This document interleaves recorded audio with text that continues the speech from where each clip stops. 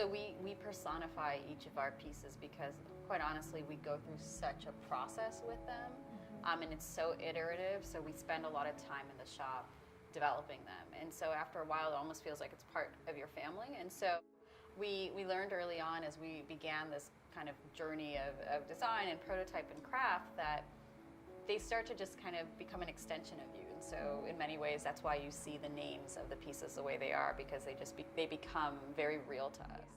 Especially both of us being trained in architecture, that is part of the process, right? Like the argument over form follows function, or the opposite. And for us, it's both. And so I think how we both design is that we think about both simultaneously.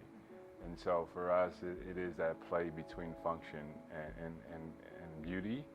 But then there's another component when you make it, it's about craft, right? It's like, how do you pull off this curvature or this angle in a way that maintains the function of it, but also creates this sort of simplicity or the simple piece. And then at the same time, create a piece where people are trying to figure out how you made it. The Last Supper table is a public art project that's inspired by the story of the Last Supper. Someone had asked us what the most epic table would be, right, as furniture designers, and sort of both unanimously answered, like, Last Supper table. By far, that's the most epic table. So we wanted to do a modern interpretation of what that could be, and then we took it a step further in saying, well, this is about sort of a moment of release for us at that point in our design careers, so let's open it up to the public, and very much inspired by the Last Supper table, let's allow people to kind of mark the table with their stories and their kind of quest for forgiveness.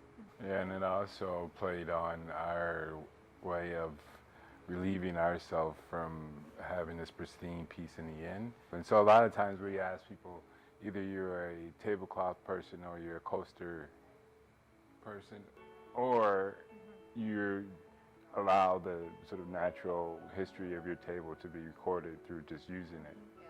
And so for us, it was a moment where we can kind of allow one of our pieces to...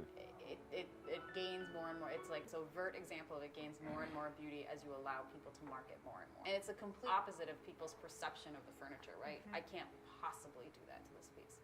So we're like, no, do it, because it makes the piece in the end.